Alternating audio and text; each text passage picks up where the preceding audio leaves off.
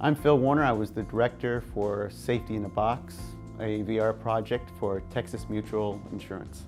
Safety in a Box was different from other virtual reality projects is because we needed the cameras to be in the area where you're not supposed to be on a construction site in situations that are dangerous. And so that put the cameras in danger. But basically the trenching, everything had to be done in one take because the camera's going to be buried and the camera were in plastic cases to protect the cameras, but those would be scratched and ruined. Potentially, if it wasn't done safely, it could have put the actors and everyone else in danger. So there was a lot of preparation and safety considerations on this project. So the difference from shooting 360 video from standard video is we've got our camera rig, it's multiple cameras put together in a small ball. When shooting 360 video, there's no place for the director, producer, audio guy, anyone else on set to hide.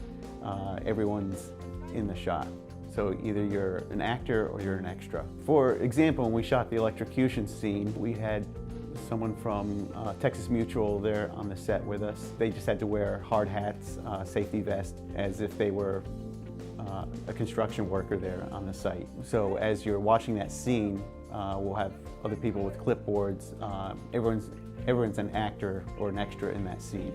I think virtual reality is a perfect use for educational, especially for safety education, because it lets you see firsthand where you shouldn't be and what happens if you do something wrong. Starting the conversation is important and getting people to pay attention to safety instruction. When you're watching Safety in the Box, you're looking around, there's things going on, there's people yelling at you, things falling. Because of the immersiveness, it feels more real than watching it on the screen.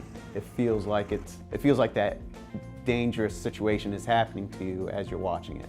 And it's more entertaining to view than a standard video just looking on a screen. You'll retain that information longer, and because it's part of an experience instead of something you just viewed or read on a brochure.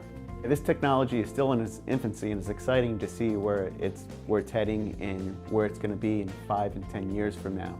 Just because of the rapid pace of what's happening on the software side is really making it interesting and opening up new opportunities that just don't exist today. But even as the hardware and software gets better, the key thing is really telling a good story and providing a good experience. Even with the equipment we're using now is really crude compared to what we're going to use in a few years. It really comes down to what story you're telling. Is it interesting to watch? Is it a good experience?